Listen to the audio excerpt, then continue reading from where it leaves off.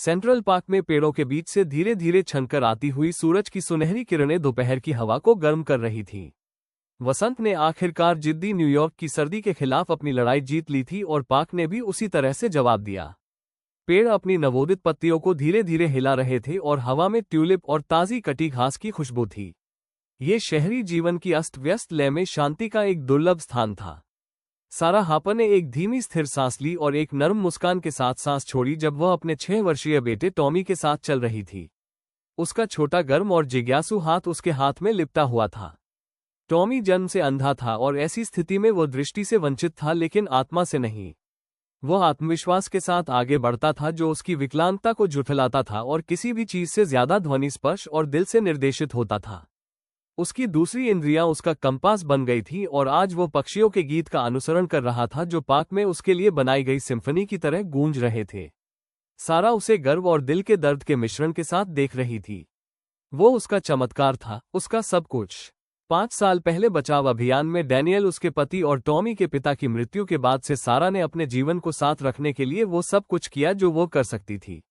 वो एक स्थानीय भोजनालय में लंबी शिफ्ट में काम करती थी, हर एक पैसा बचाती थी और माँ और पिता दोनों बनने की कोशिश करती थी। लेकिन ऐसे दिन भी थे जब दुख बिलों से भारी होता था और अकेलापन शहर के शोर से ज्यादा तेज चिल्लाता था। हालांकि आज उसने खुद को बस ऐसे ही रहने दिया। वो टॉमी के जूते का फीता बांधने के लिए घुटनों के बल बैठी थी, जबकि वह एक बेंच पर क्रॉस लेग करके बैठा था और उसका सिर आसमान की ओर झुका हुआ था।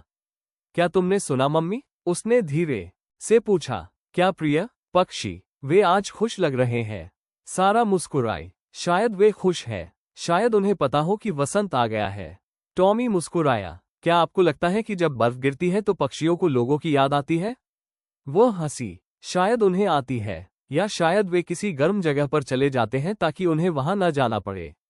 उसने गंभीरता से सिर हिलाया जैसे कि यह उस सवाल का जवाब था जो उसे परेशान कर रहा था। ऐसे पल सारा के लिए ऑक्सीजन थे, मासूमियत की छोटी छोटी झिलमिलाहट जहां उसकी जिम्मेदारियों का बोझ कम हो जाता था। वो खड़ी हुई और अपने फोन पर नजर डाली। उसके शिफ्ट मैनेजर ने मैसेज किया था। उसकी देरी के बारे में एक और चेतावनी। उसने आह भरी और फिर से समझाते हुए एक त्वरित उत्तर टाइप किया कि उसके पास कोई विकल्प नहीं था। टॉमी की उस सुबह स्कूल मीटिंग थी और कोई और उसमें शामिल नहीं हो सकता था। मम्मी, हाँ बेबी, क्या मैं फिर से पेड़ को छू सकती हूँ? वहां पर ऊबड़ खाबड़ छाल वाला बड़ा पेड़? जरूर, मैं तुम्हें वहां तक ले चलूंगी। वो बेंच से फिसल गया और उसने फिर से उसका हाथ थाम लिया। वे कुछ फीट चले जब तक कि वह एक विशाल ओक के पेड़ के नीचे नहीं पहुंच गया। उसने अपनी उंगलियां खुरदरी छाल पर ऐसे फिराई जैसे वो ब्रेल लिपि हो। उसने कहा कि यह मजबूत लगता है। सारा ने पेड़ की ओर देखा। उसकी आंखें उसकी शाखाओं से होते हुए आसमान की ओर बढ़ रही थीं। बादलों का झुंड इकट्ठा होने लगा था और उनके नीचे का हिस्सा आशा से काला पड़ रहा था। उसने अपना फोन निकालते हुए कहा कि मैं मौसम का पता लगाऊं। पूर्वानुमान, 1 घंटे के भीतर गरज के साथ बारिश होने की उम्मीद है। उसने भौहें सिकोड़ी। उन्हें शायद वापस लौटना शुरू कर देना चाहिए, लेकिन टॉमी पत्तियों के बीच से हवा के गुनगुनाने की आवाज सुनते हुए पेड़ का पता लगाते हुए बहुत संतुष्ट लग रहा था। फिर उसका फोन फिर से बज उठा। इस बार ये एक कॉल थी, उसके मैनेजर की। शायद उसे फिर से उसकी जिम्मेदारियों की याद दिलाने के लिए। वो कुछ कदम दूर हटी और टॉमी की ओर पीठ करके फोन उठा सकी, ताकि वो उसकी निराशा को सुने बिना ही फोन उठा सके। उसने कहा, हाँ मिस्टर हेस, मुझे पता है, मैं समझती हूँ, मैं कोशिश कर रही हूँ, मैं वाकई कोशिश कर रही हूँ। ये बस है। आकाश में बिजली चमकी और उसके बाद गरज के साथ गर्जना हुई। सारा उछली और टॉमी की ओर मुड़ी। वो जा चुका था। उसकी सांस गले में अटक गई। बेंच खाली, पेड़ अकेला। उसने अपना फोन गिरा दिया। टॉमी, वो सीने में घबराहट के साथ चिल्लाए। उसकी आंखें हर जगह घूम रही थीं। वह भागी। उसने तालाब के पास, पेड़ों के आसपास, झाड़ियों के पीछे खोज की और बार बार उसका नाम पुकारा। उसका दिल गरजने से भी तेज धड़क रहा था। ये फिर से हो रहा था। नुकसान, शक्तिहीनता, आतंक। टॉमी, बारिश की मोटी मोटी बूंदें गिरने लगी और उसके बाल भीगने लगे, जिससे उसकी दृष्टि धुंधली हो गई। वो एक पेड़ की जड़ से टकराई और जोर से जमीन पर गिरी, लेकिन कीचड़ की परवाह किए बिना वापस ऊपर चढ़ गई। वो पहले ही अपने पति को खो चुकी थी। वो अपने बेटे को नहीं खो सकती थी। आज नहीं, इस तरह नहीं। हर सेकंड अनंत काल की तरह फैला हुआ था। वो महसूस कर सकती थी कि उसके गले में घबराहट बढ़ रही थी जो उसका गला घोंटने की धमकी दे रही थी। जब वो घास पर से फिसलती हुई फिर से सीधी हो रही थी तो उसके जूते पोखरों में घुस गए। उसकी बाहें उन कांटों से खरोंच गई थीं जिन्हें उसने नहीं देखा था। उसकी सांस उखड़ी हुई फुसफुसाहटों में आ रही थी। टॉमी को बुलाना उसके गले में भारी हो गया। यादें उसके अंदर घुस गईं। आखिरी बार जब उसने डैनियल का हाथ पकड़ा था, जिस तरह से वो जलती हुई इमारत में जाने से पहले मुस्कुराया था, अग्निशमन विभाग द्वारा ये घोषणा करने के बाद का सन्नाटा कि बहुत देर हो चुकी है। वही खाए अब उसके एक और नुकसान की फुसफुसाती धमकियों के सामने खुल गई। फिर एक आवाज, हल्की बारिश और हवा से दबी हुई, मम्मी। उसका दिल रुक गया। उसके पैर कीचड़ में फिसल रहे थे, उसके फेफड़े जल रहे थे, लेकिन वह रुकी नहीं। रुक नहीं सकती थी, नहीं रुकना चाहती थी। वो टर्टल पॉन्ड के पास आई और हौंफने लगी। वहां पानी के किनारे टॉमी खड़ा था। वो अंधाधुंध तरीके से अपनी बाहें फैला रहा था और उसके पीछे कुछ हिल रहा था। सेंट्रल पार्क में बारिश की धारें किनारे से गिर रही थीं, जिससे रूपरेखा धुंधली हो गई और जाने पहचाने रास्ते कीचड़ के चिकने फीते में बदल गए। ऊपर से बिजली की गड़गड़ाहट एक गुस्से भरी चेतावनी की तरह इमारतों से गूंज रही थी और पेड़ों के बीच से गुजर रही थी। हवा शाखाओं के बीच से गुजर रही थी और हवा में पानी के छींटे मार रही थी और पेड़ों की शाखाओं को आधे विलाप में झुका रही थी। एक बार शांत दोपहर एक तूफान में बदल गई थी। सारा हापर एक पल के लिए जम गई। उसकी आंखें टर्टल पॉन्ड के किनारे टॉमी के छोटे से कमजोर शरीर पर टिकी हुई थीं। वो खुले में खतरनाक तरीके से सूजी हुई पानी की रेखा के करीब था। उसकी बाहें ऊपर उठी हुई थीं, जैसे कि वो तूफान को महसूस करने की कोशिश कर रहा हो। उसके बाल उसके माथे से चिपके हुए थे और उसके कपड़े भीगे हुए थे। वो कांप उठा, सिर्फ ठंड से नहीं बल्कि डर से भी। लेकिन वो अकेला नहीं था। एक काली आकृति झाड़ियों से चौंका देने वाली गति से आगे बढ़ी, नीचे जमीन पर बड़ी और तेज। साराह की पहली प्रवृत्ति डर थी। एक जंगली जानवर, शायद भूख या डर से पागल हुआ एक आवारा कुत्ता। ये सीधे उसके बेटे की ओर बढ़ा। उसने चीखने के लिए अपना मुंह खोला, लेकिन आवाज नहीं आई। जानवर ने हमला नहीं किया। ये टॉमी तक पहुंचा और रुक गया। फिर लगभग भयानक कोमलता के साथ उसने अपने जबड़ों में उसके रेनकोट के पीछे को जकड़ लिया और खींचने लगा। टॉमी ने पहले तो चौंककर विरोध किया। वो पीछे की ओर लड़खड़ाया, हाथ हवा में घुमाते हुए, लेकिन कुत्ते ने उसे पानी से इंच दूर खींच लिया। सारा आगे बढ़ी। टॉमी, मैं यहां हूं, रुको बच्चे। उसकी आवाज हवा से ऊपर उठी और टॉमी ने अपना सिर घुमाया। माँ। उसने कुछ ही सेकंड में दूरी कम कर ली। उसके जूते खड़े पानी में छप छप करते हुए उसके बगल में घुटनों के बल बैठ गए। उसने अपनी बाहें उसके चारों ओर लपेट ली और उसे अपनी छाती की गर्माहट में खींच लिया। मैं यहां हूं, मैं तुम्हें पा लूंगा, मैं तुम्हें पकड़ लूंगा। टॉमी ने अपनी कमीज को पकड़ा। कुछ था, मैंने उसे रोते हुए सुना। फिर वो आया और मेरी मदद की। सारा ने अपनी आंखें कुत्ते पर टिका दी। वो कुछ फीट दूर खड़ा उन्हें देख रहा था। उसका कोट काला और भूरा था, कीचड़ से सना हुआ था और घास के टुकड़ों से उलझा हुआ था। एक कान फटा हुआ था। पुराने निशान उसके थूथन और बाजू पर दाग लगा रहे थे, लेकिन उसकी आंखें सतर्क, बुद्धिमान थीं, लगभग मानवीय। वो हिलता नहीं था, वो भौंकता नहीं था, वो बस इंतजार करता रहा।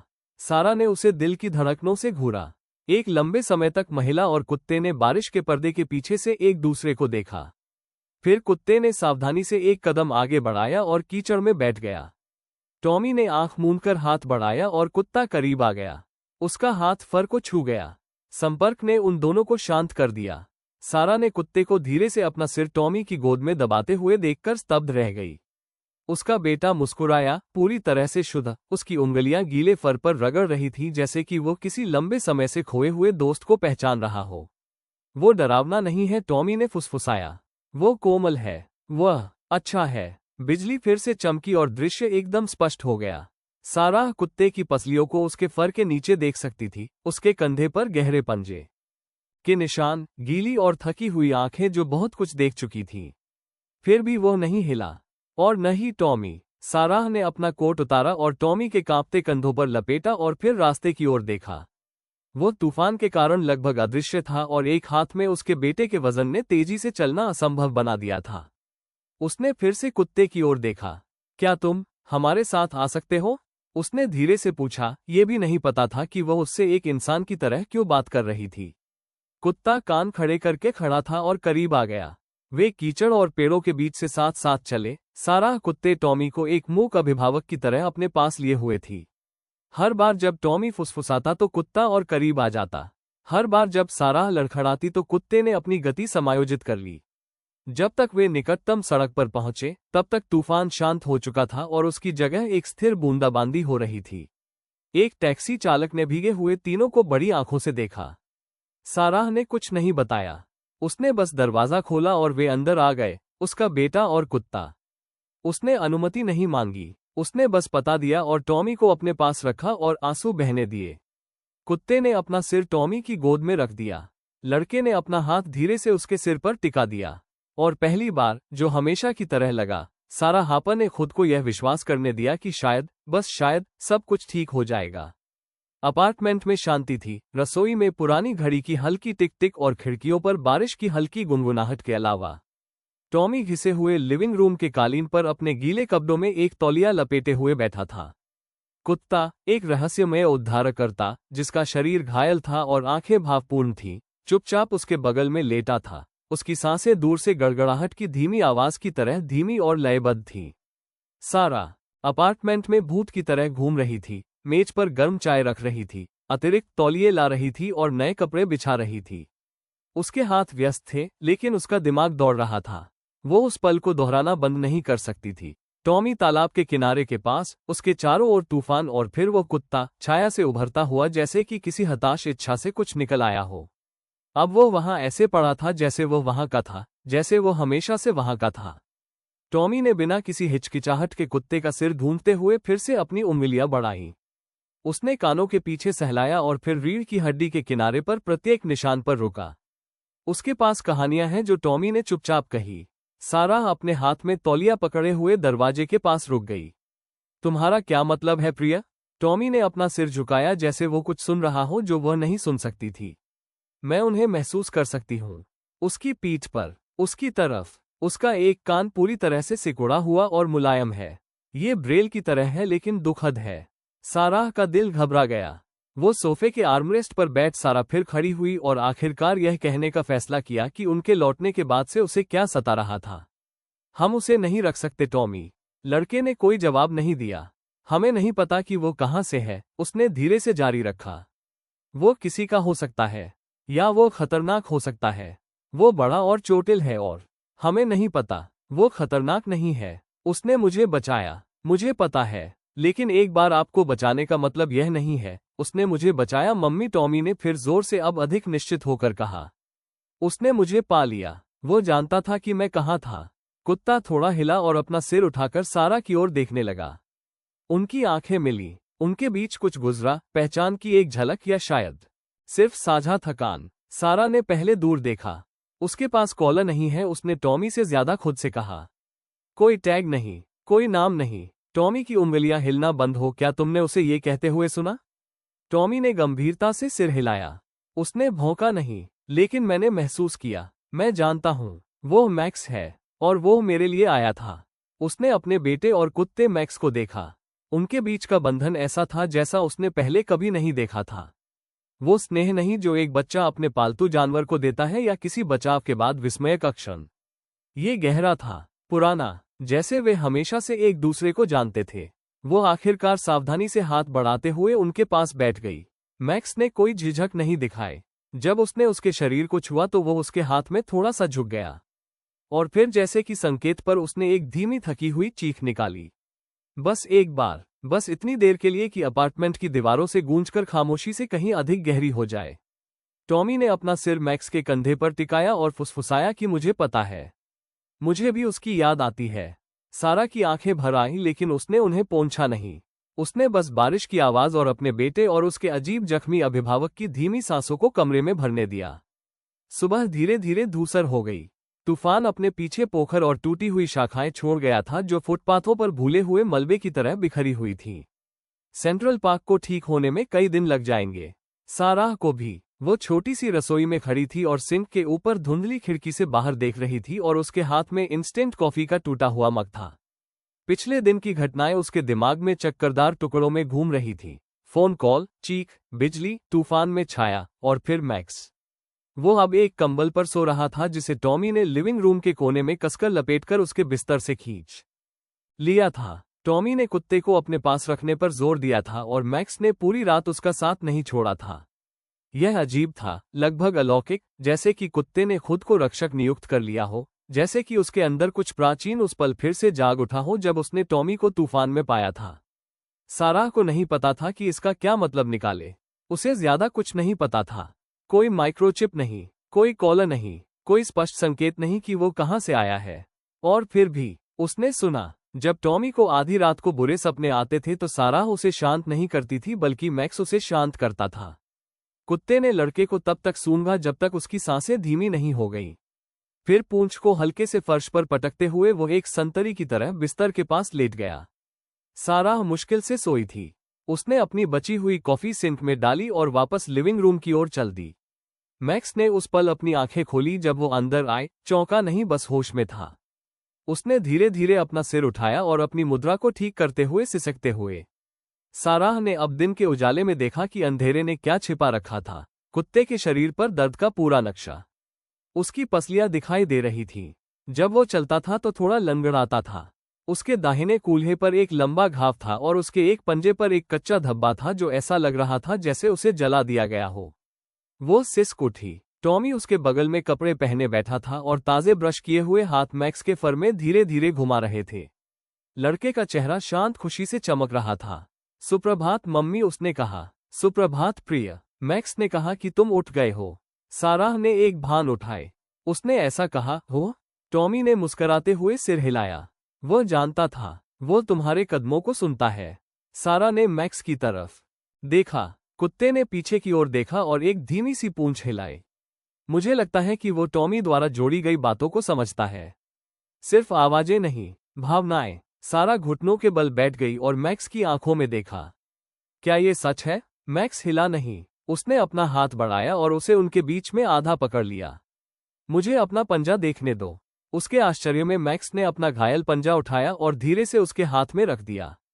वो स्तब्ध होकर पलकें झपकाई और कच्ची त्वचा को ध्यान से देखा। उसने खुद को दूर नहीं किया। उसने धीरे से सांस छोड़ी। ठीक है, उसने बड़बड़ाया। ठीक है। मैक्स ने सिर हिलाया, या शायद उसने ये कल्पना की थी, लेकिन उसकी स्थिरता और उसके फोकस ने उसे ऐसा महसूस कराया कि उसका आकलन किया जा रहा है और उस पर भरोसा किया जा रहा। वो टॉमी के बगल में बिना हिले डुले बैठा रहा, मानो उसके होने का पूरा कारण अपने लड़के की छाया बने रहना है। डॉक्टर एमिली कार्टर 40 के दशक की शुरुआत में एक दयालु महिला थी, जिन्होंने एक बार सारा द्वारा डिनर के पीछे बचाए गए एक आवारा बिल्ली का इलाज किया था। वो अभ्यास की सावधानी के साथ मैक्स का अभिवादन करने के लिए घुटनों के बल बैठी। वो उसकी प्रारंभिक परीक्षा के बाद बताई गई किसी चीज से गुजर चुका है। कुछ बुरा, शायद कई बुरी चीजें। उसने मैक्स की पसलियों के साथ निशान वाले ऊतक की ओर इशारा किया, जो उसके पैर में ठीक हो चुके फ्रैक्चर थे। ये ताज़ा नहीं है। किसी ने शायद उसे उचित देखभाल के बिना पैचअप किया हो।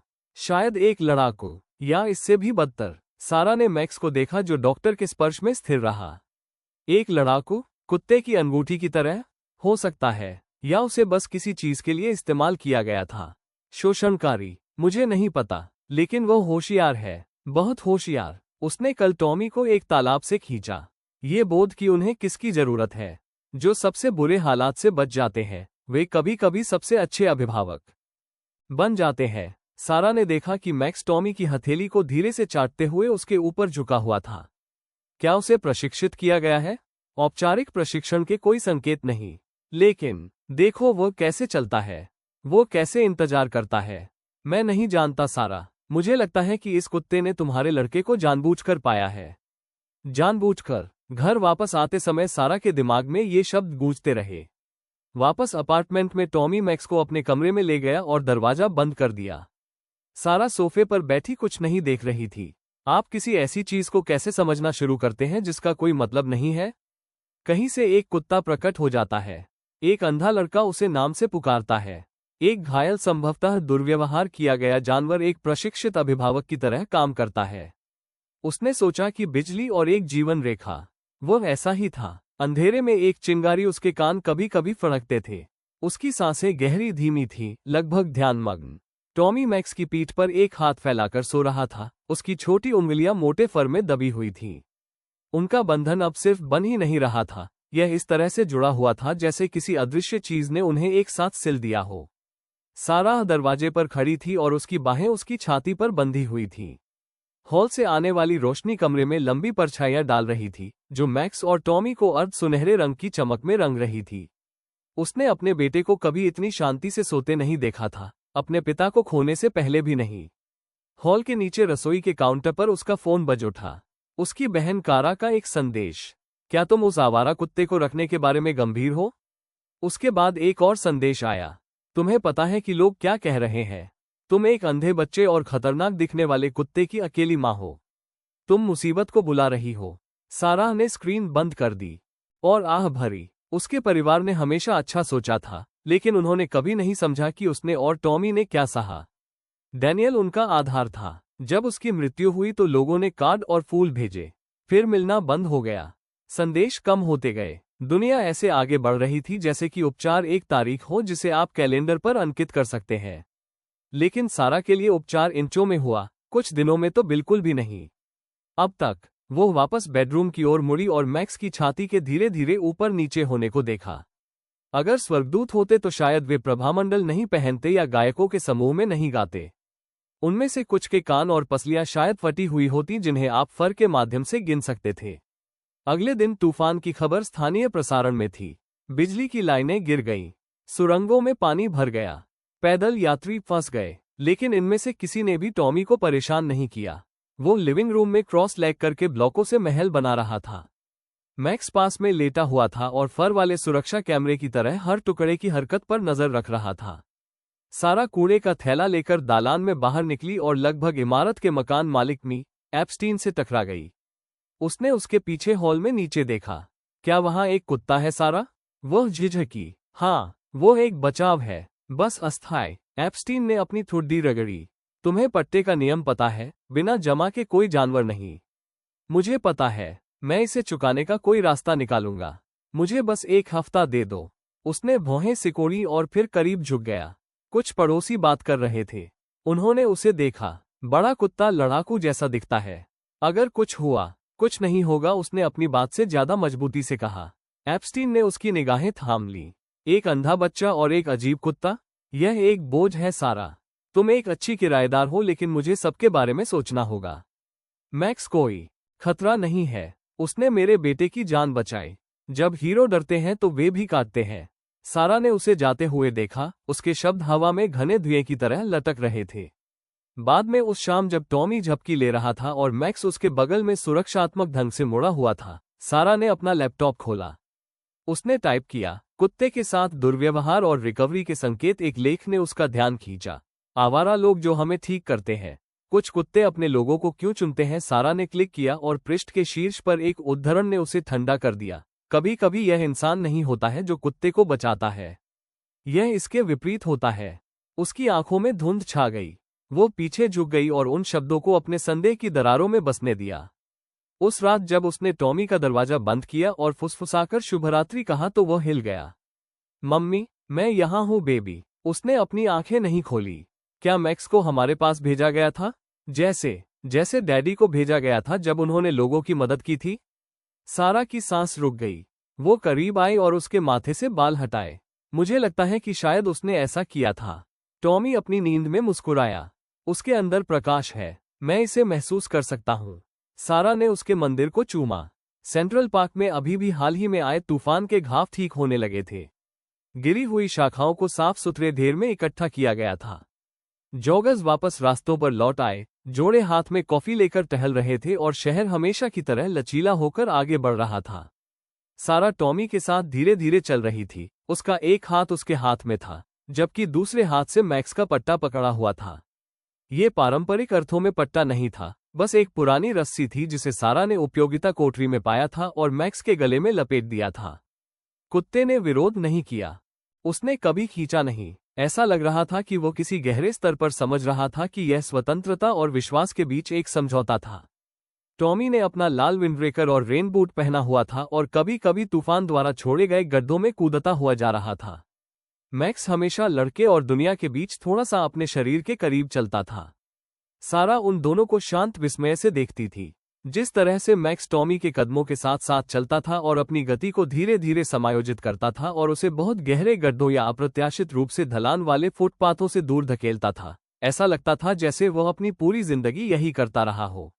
एक महिला एक घुमक्कड़ गाड़ी को धक्का देते हुए गुजरी। उसकी गति थोड़ी धीमी थी जब उसने कुत्ते को देखा। उसकी मुस्कान फीकी पड़ गई। क्या वह गड्ढा है? उसने तेजी से पूछा। सारा ने पलकें झपकाई। मुझे यकीन नहीं है। शायद मिश्रण हो। महिला के होंठ पतले हो गए। उन्हें पार्क में उनको अनुमति नहीं देनी चाहिए। खतरनाक जानवर। सारा ने जवाब देना शुरू किया, लेकिन महिला मुड़ी और घुमक्कड़ गाड़ी को धक्का देकर दूर कर दिया और उसकी गति दोगुनी हो गई। टॉमी ने अपना सिर हिलाया। वो गुस्से में क्यों थी मम्मी? सारा ने आह भरी। वो बस घबराई हुई थी। वो डरी हुई लग रही थी। वो मैक्स को नहीं जानती। बस इतना ही। मैक्स चलता रहा और हर आवाज पर अपने कान घुमाता रहा। उसने शत्रुतापूर्ण प्रतिक्रिया नहीं की, उसने कभी नहीं की, लेकिन उसके अंदर स्पष्ट रूप से कुछ सतर्कता थी। कुछ ऐसा जिसने लोगों को रुकने पर मजबूर कर दिया। अपने कुत्ते को नियंत्रित करो। वो कुत्ता नहीं है, टॉमी ने शांति से कहा। वो मेरा अभिभावक है। लड़के ने उसे घूरा और फिर उपहास किया और चला गया। सारा मैक्स के पास बैठ गई और उसकी गर्दन को सहलाया। कोई बात नहीं, तुम बस अपना काम कर रहे थे। उसने महसूस किया कि पार्क के उस पार से कोई उसे देख रहा है। एक आदमी बेंच पर बैठकर अखबार पढ़ रहा था और उन्हें चुपचाप देख रहा था। एक अन्य महिला ने उनके गुजरते समय अपने बच्चे का हाथ थोड़ा कसकर पकड़ रखा था। फुसफुसाहट शुरू हो रही थी। उस दोपहर वे एक अलग रास्ते से घर चले गए। सारा नहीं चाहती थी कि टॉमी उन चीजों को सुन ले जो लोग कहना शुरू कर रहे थे। उनकी इमारत के पास कोने में मिस्टर एप्स्टीन एक पुलिस अधिकारी से बात कर रहे थे। जब सारा गुजरी तो अधिकारी ने अपनी टोपी उतारी, लेकिन बातचीत शांत हो गई। अपार्टमेंट के अंदर मैक्स तुरंत खिड़की के पास अपनी जगह पर बैठ गया। टॉमी उसकी गोद में चढ़ गया। मैक्स अब सिर्फ आवारा नहीं था, वो एक लक्ष्य था। और फिर भी उसके अंदर कुछ ऐसा था जो उसे बता रहा था कि असली खतरा मैक्स नहीं था। यह वे लोग थे जो उसके घावों से आगे नहीं देख पा रहे थे। सुबह की हवा बारिश से भीगी धरती और खिलते हुए मैग्नोलिया की खुशबू से सजी हुई ठंडी थी। सेंट्रल पार्क में अभी भी हाल ही में आए तूफान के घाव ठीक होने लगे थे। गिरी हुई शाखाओं को साफ सुथरे ढेर में इकट्ठा किया गया था। जॉगर्स वापस रास्तों पर लौट आए थे। कपल्स हाथ में कॉफी लेकर टहल रहे थे और शहर हमेशा की तरह आगे बढ़ रहा था। सारा टॉमी के साथ धीरे धीरे चल रही थी। उसका एक हाथ उसके हाथ में था, जबकि दूसरे हाथ से मैक्स का पट्टा पकड़ा हुआ था। ये पारंपरिक अर्थों में पट्टा नहीं था, बस एक पुरानी रस्सी थी जिसे साराह ने उपयोगिता कोठरी में पाया था और मैक्स के गले में लपेट दिया था। कुत्ते ने विरोध नहीं किया। उसने कभी खींचा नहीं। उसे किसी गहरे स्तर पर समझ में आ रहा था कि यह स्वतंत्रता और विश्वास के बीच एक समझौता था। टॉमी ने अपना लाल विंडब्रेकर और रेन बूट पहना हुआ था और कभी कभी तूफान के कारण बने गड्ढों में कूदता हुआ जा रहा था। मैक्स अपने शरीर के करीब चलता था, हमेशा लड़के और दुनिया के बीच थोड़ा सा। सारा उन दोनों को शांत विस्मय से देखती थी। जिस तरह मैक्स टॉमी के कदमों के साथ कदम से कदम मिलाकर चलता था और अपनी गति को धीरे से समायोजित करता था, उसे बहुत गहरे गड्ढों या अप्रत्याशित रूप से ढलान वाले फुटपाथों से दूर धकेलता था। ऐसा लगता था जैसे वह अपनी पूरी जिंदगी यही करता आ रहा हो। एक महिला एक घुमक्कड़ को धक्का देते हुए गुजरी, थोड़ी धीमी गति से। जैसे ही उसने कुत्ते को देखा, उसकी मुस्कान फीकी पड़ गई। क्या वो एक गड्ढा है? उसने तेजी से पूछा। सारा ने पलकें झपकाई। मुझे यकीन नहीं है। शायद मिश्रण। महिला के होंठ पतले से चिपके। उन्हें पार्क में उन लोगों की अनुमति नहीं देनी चाहिए।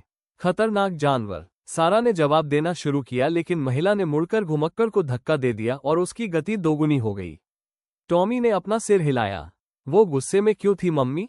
सारा ने आह भरी। वो बस घबराई हुई थी। उसने शत्रुतापूर्ण प्रतिक्रिया नहीं की, उसने कभी नहीं की, लेकिन उसके अंदर कुछ स्पष्ट रूप से सतर्कता थी।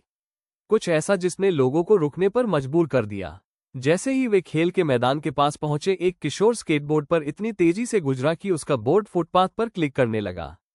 अचानक हुई आवाज से टॉमी चौंक गया। मैक्स एक पल में लड़के और टॉमी के बीच में आ गया और एक तेज भौंकने लगा। किशोर परेशान होकर रुक गया। अपने कुत्ते को नियंत्रित करो।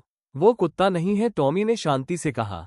वो मेरा अभिभावक है। लड़के ने उसे घूरा और फिर उपहास किया और चला गया। सारा मैक्स के पास बैठ गई और उसकी गर्दन को सहलाया। ये ठीक है, तुम बस अपना काम कर रहे थे। उसने महसूस किया कि पार्क के उस पार से कोई उसे देख रहा है। एक आदमी बेंच पर बैठकर अखबार पढ़ रहा था और उन्हें चुपचाप देख रहा था। अपनी बिल्डिंग के पास कोने में मिस्टर एप्स्टीन एक पुलिस अधिकारी से बात कर रहे थे। जब साराह गुजरी तो अधिकारी ने अपनी टोपी उतारी, लेकिन बातचीत शांत हो गई। अपार्टमेंट के अंदर मैक्स तुरंत खिड़की के पास अपनी जगह पर बैठ गया। टॉमी उसकी गोद में चढ़ गया और वे बिना कुछ बोले साथ बैठ गए। साराह रसोई की खिड़की से बाहर देख रही थी। उसके पेट में भय की गांठ कस रही थी। वो इसे पहले से ही महसूस कर सकती थी। सवाल, चिंता, किसी के अधिकारियों को बुलाने की धमकी। मैक्स अब सिर्फ एक आवारा नहीं था, वो एक लक्ष्य था। और फिर भी उसके अंदर कुछ ऐसा था जो उसे बता रहा था कि असली खतरा मैक्स नहीं था। यह वे लोग थे जो उसके जख्मों से परे नहीं देख सकते थे। यह अगली सुबह हुआ, इतनी जल्दी और अचानक कि साराह लगभग इसे देख ही नहीं पाए। वे कोने से गुजर रहे थे। डेली टॉमी का छोटा हाथ धीरे से मैक्स के बगल में झूल रहा था जब वह आदमी झपटा। वो कहीं से भी नहीं आया और साराह की ओर लड़खड़ाता हुआ आया। उसकी आंखें जंगली थी और कदम डगमगा रहे थे। उसके कपड़े फटे हुए थे और उसकी बोली लड़खड़ा रही थी। उसने सहज रूप से टॉमी को पीछे खींच लिया। छुट्टे पैसे, वो बहुत जोर से और बहुत पास से भौंका। इससे पहले कि वो जवाब दे पाती, उसने उसकी बांह पकड़ ली। मैक्स भड़क गया। सुबह की हवा में एक कर्कश गुर्राहट ने सुनने की सीमा के भीतर सभी को स्तब्ध कर दिया। पलक झपकते ही कुत्ता उनके बीच था। शरीर नीचे किए हुए दांतों से उसके गले में एक ऐसी आवाज निकली जो चेतावनी के साथ कंपन कर रही थी। उसने काटा नहीं, वो झपटा नहीं, लेकिन उसका मतलब था। आदमी लड़खड़ा कर पीछे हट गया, हाथ ऊपर किए। वाह, ठीक है, धिक्कार है। मैक्स अपनी जगह पर खड़ा रहा, उसकी नाभि ऊपर उठी हुई थी। सारा ने टॉमी को अपने पीछे धकेल दिया। उसका अपना दिल उसकी छाती में धड़क रहा था। उसने आदमी से कहा, जाओ, बस जाओ। उसने मन ही मन कोसा और चला गया। लोग घूरना बंद कर चुके थे। एक महिला ने अपना फोन निकाला। एक अन्य व्यक्ति ने खतरनाक नस्लों के बारे में कुछ बुदबुदाते हुए अपना सिर हिलाया। मैक्स की वजह से नहीं, उस दुनिया की वजह से जिसने कुछ वीरतापूर्ण देखा था और उसे खतरा कहेगी। जब तक वे घर पहुंचे, सारा का फोन बज उठा। बिल्डिंग सुपरिंटेंडेंट का संदेश, आपके कुत्ते के बारे में शिकायतों पर चर्चा करने की जरूरत है। कृपया दफ्तर में आएं। वो रसोई की कुर्सी पर बैठ गई और स्क्रीन को घूरने लगी। मैक्स ने अपना सिर धीरे से उसकी गोद में टिका दिया। सारा ने अपनी उंगलियां उसके कानों पर फिराईं और उसका दिमाग तेजी से चल रहा था। वे उसे पकड़ने की कोशिश करने वाले थे। वो इसे महसूस कर सकती थी। उसने टॉमी की तरफ देखा जो फर्श पर क्रॉस लेग करके बैठा था और एक खिलौने के ट्रक को ऊपर उठाए हुए प्ले मैट पर खींच रहा था। उसे कैसे पता चला? उसने फुसफुसाते हुए कहा। उस आदमी ने मुझे छूने से पहले मैक्स को कैसे पता चला?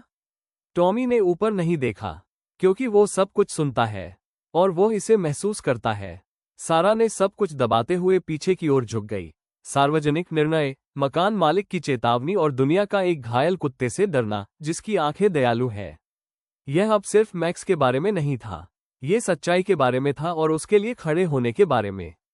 तब भी जब उसके दांत थे। सूर्यास्त के ठीक बाद दस्तक हुई। सारा ने टॉमी को बिस्तर पर लिटाया ही था। मैक्स हमेशा की तरह उसके पैरों के पास मुड़ा हुआ था। उसने टीवी बंद कर दिया था, खाने के आखिरी बर्तन धोए थे और सोफे पर गिरने ही वाली थी कि पूरे अपार्टमेंट में नर्म लेकिन जानबूझकर की गई दस्तक गूंजी। उसका पेट सिकुड़ गया। अंधेरा होने के बाद आगंतुक दुर्लभ थे। इतनी देर से दस्तक देने वाले एकमात्र लोग आपातकालीन स्थिति में पड़ोसी थे या जो परेशानी लेकर आए थे। उसने सावधानी से दरवाजा खोला। हेलो सारा। आवाज एक तरह से जानी पहचानी थी, जिससे उसका गला रुंध गया। दालान में एक महिला खड़ी थी जो बिजनेस कैजुअल कपड़े पहने और हल्के भूरे रंग का कोट पहने थी। एक हाथ में छाता और दूसरे हाथ में फोल्डर था। यह ओलिविया हापर थी, डैनियल की बहन, टॉमी की चाची। सारा ने निगल लिया। ओलिविया, यह एक आश्चर्य है। जैसे ही ओलिविया अपार्टमेंट में चली गई, मैक्स टॉमी के कमरे से धीरे से उठा और नजरों के सामने चला गया। उसके कान खड़े हो गए। वो दालान में चुपचाप खड़ा होकर देख रहा था। ओलिविया बीच में ही रुक गई। क्या वह कुत्ता है? सारा ने सिर हिलाया। उसका नाम मैक्स है। सारा, वो बहुत बड़ा है। उसने टॉमी की जान बचाई। ओलिविया की आंखें सिकुड़ गईं। इसका मतलब यह नहीं है कि वो एक अंधे बच्चे के साथ एक अपार्टमेंट में रहने का हकदार है। सारा का स्वर ठंडा हो गया। वो कोई खतरा नहीं है। वो एक खतरा जैसा दिखता है। मैक्स ने गुर्राहट नहीं की। वो हिला भी नहीं, लेकिन उसकी आंखें ओलिविया से कभी नहीं हटी।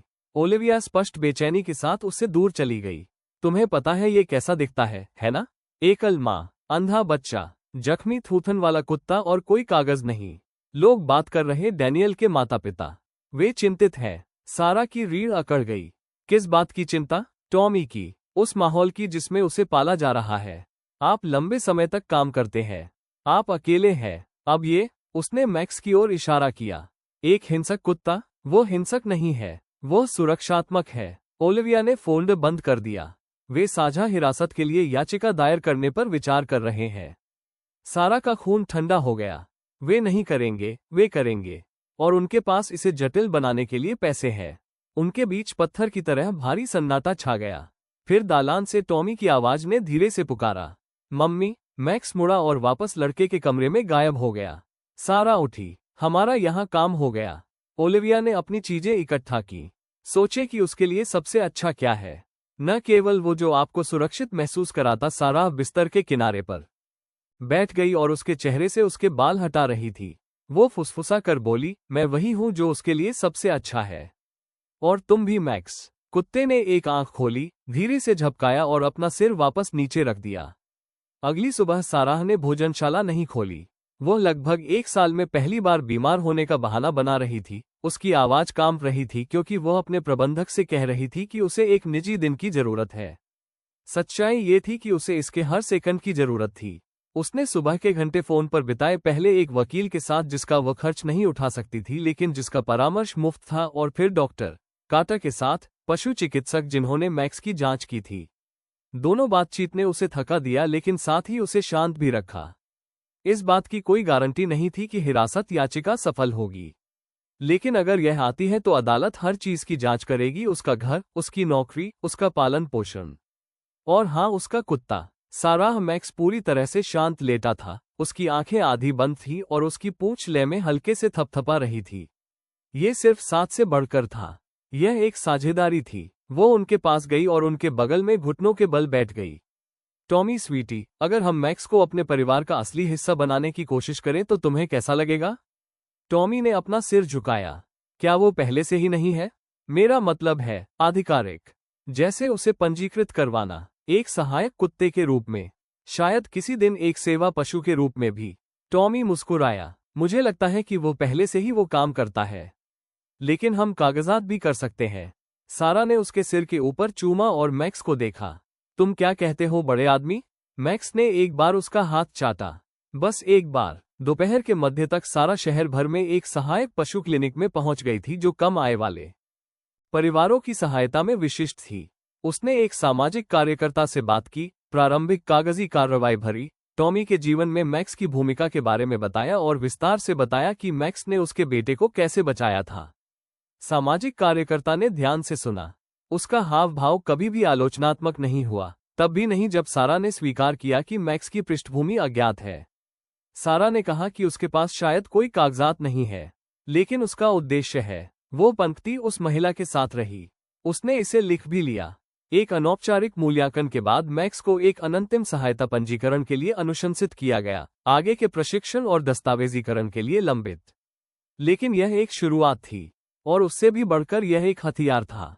सारा के पास अब कुछ दिखाने के लिए था अगर ओलिविया या अदालतें दस्तक देती। उस शाम टॉमी खिड़की पर मैक्स के बगल में बैठा था और उस दुनिया का वर्णन कर रहा था जिसे वह नहीं देख सकता था। सड़क के उस पार की इमारत की रोशनी टिमटिमाते सितारों की तरह है, जो उसने फुसफुसाते हुए कहा, और नीचे की कारें समुद्र में लहरों की तरह आवाज करती हैं, लेकिन शांत, धीमी। मैक्स ने अपनी थोड़ी टॉमी के घुटने पर रख दी। और आपकी सांस? टॉमी ने मुस्कुराते हुए पूछा। ऐसा लगता है जैसे बिजली सो रही हो। सारा दीवार के सहारे चुपचाप सुन रही थी। उसे ये बताने के लिए किसी जज की जरूरत नहीं थी कि उसके बेटे को किसकी जरूरत है, लेकिन अगर ऐसा हुआ तो वह लड़ने के लिए तैयार थी। 3 दिन बाद लिफाफा आया। यह मोटा, आधिकारिक दिखने वाला था और उभरे हुए अक्षरों में एक प्रतिष्ठित लॉ फर्म का नाम लिखा था। सारा ने इसे ऐसे देखा जैसे ये जलता हुआ फ्यूज हो। उसकी उंगलियां कांपने लगी जब उसने इसे खोला। मैक्स चुपचाप उसके बगल में खड़ा था। अंदर ओलिविया हापर और उसके माता पिता की ओर से टॉमी की अस्थायी साझा हिरासत के लिए एक औपचारिक याचिका।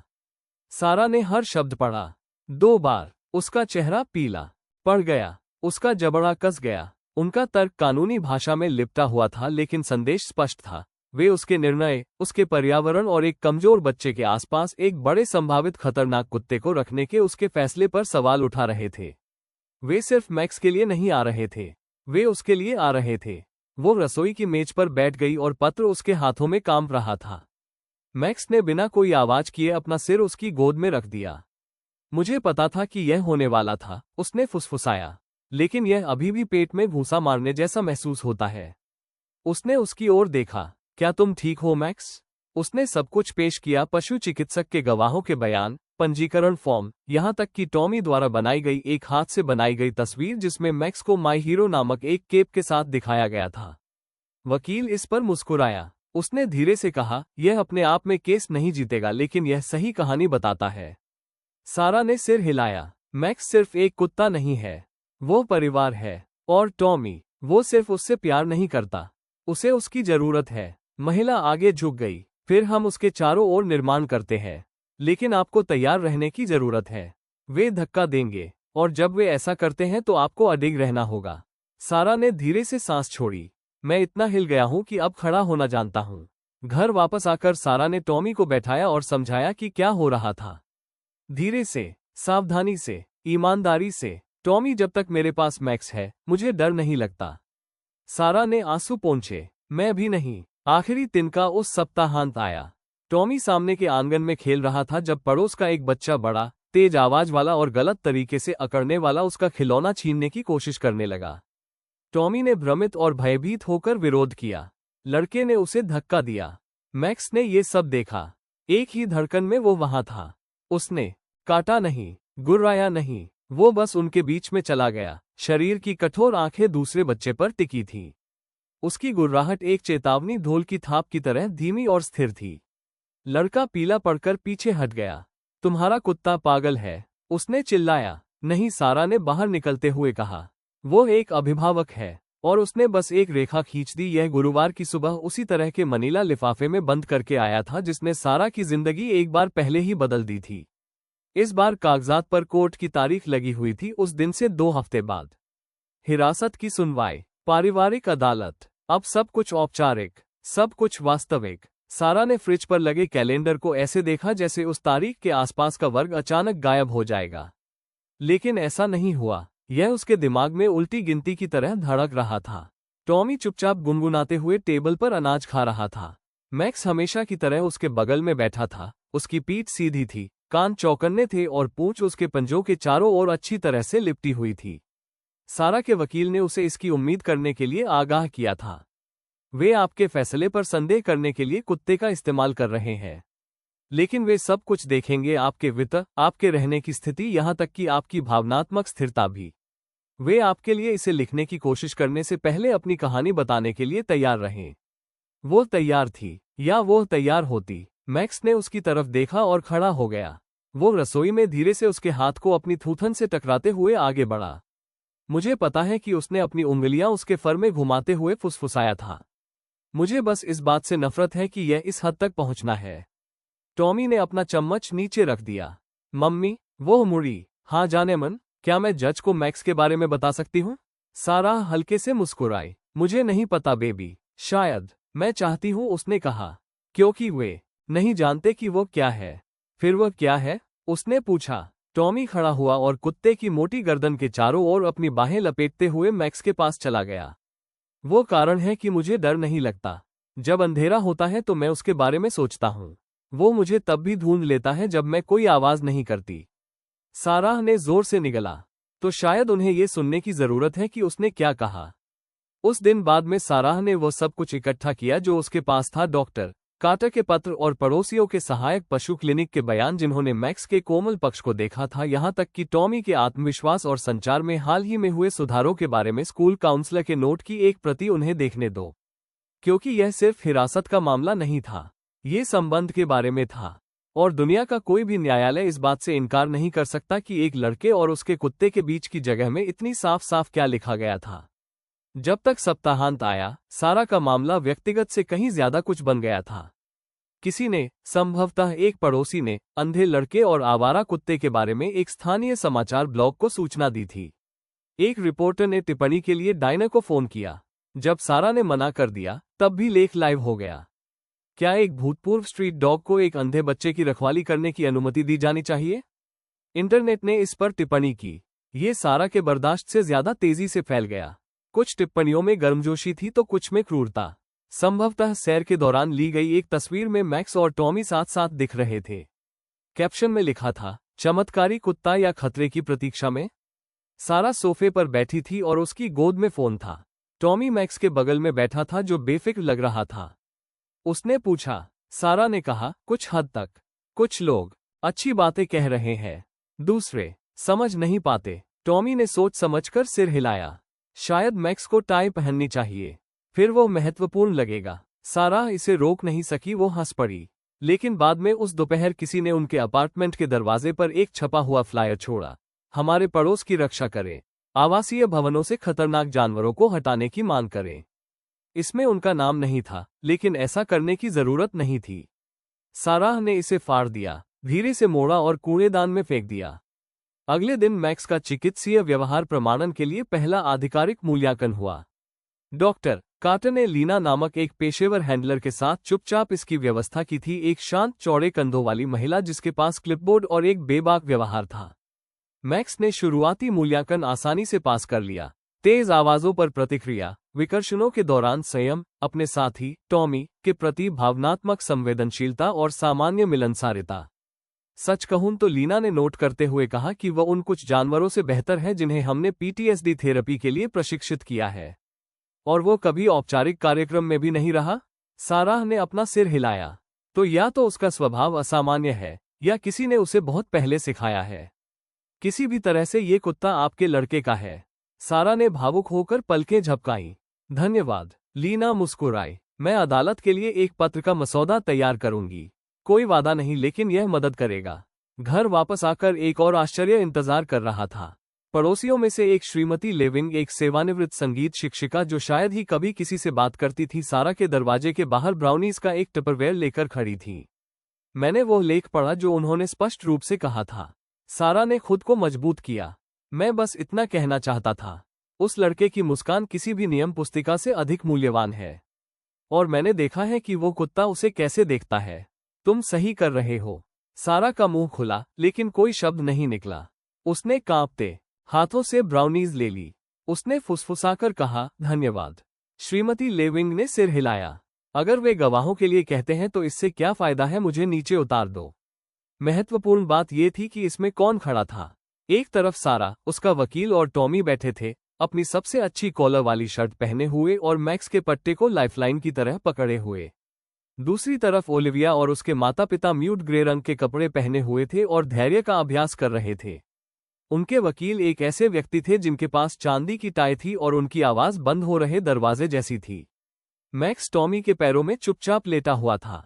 न्यायाधीश एक बड़ी उम्र की महिला थी जिसकी नज़र तेज थी और पढ़ने का चश्मा उसकी नाक की नोक पर लगा हुआ था, जो समीक्षा के लिए प्रस्तुत किए गए दस्तावेजों के ढेर को पलट रही थी। हम यहाँ इस बच्चे के लिए दोनों पक्षों के प्यार पर सवाल उठाने के लिए नहीं हैं, बल्कि यह निर्धारित करने के लिए है कि कौन सा वातावरण उसके कल्याण और विकास का सबसे अच्छा समर्थन करता है। सारा के वकील पहले खड़े थे। उन्होंने शांत तरीके से, व्यवस्थित तरीके से बात की और टॉमी पर मैक्स के प्रभाव को बताया। उसकी बेहतर नींद की आदतों ने चिंता को कम किया और स्वतंत्रता को बढ़ाया। फिर लीना का पत्र आया। फिर डॉक्टर कार्टर का बयान। न्यायाधीश ने बिना भाव व्यक्त किए सुना। फिर ओलिविया के वकील खड़े हुए। उन्होंने सारा के वित्त से लेकर पशु चिकित्सक की साख और मैक्स के पंजीकरण की स्थिति तक हर चीज पर सवाल उठाए। उन्होंने भावनात्मक भेद्यता की लापरवाही का एक चित्र चित्रित किया जो तर्क को धुंधला कर रहा था। लेकिन साराह ने हिचकिचाहट नहीं दिखाई, एक बार भी नहीं। और फिर जज ने वो सवाल पूछा जिसकी किसी ने उम्मीद नहीं की थी। क्या बच्चा बोलना चाहेगा? पूरे कमरे में चीख पुकार मच गई। साराह के वकील ने उसकी ओर रुख किया।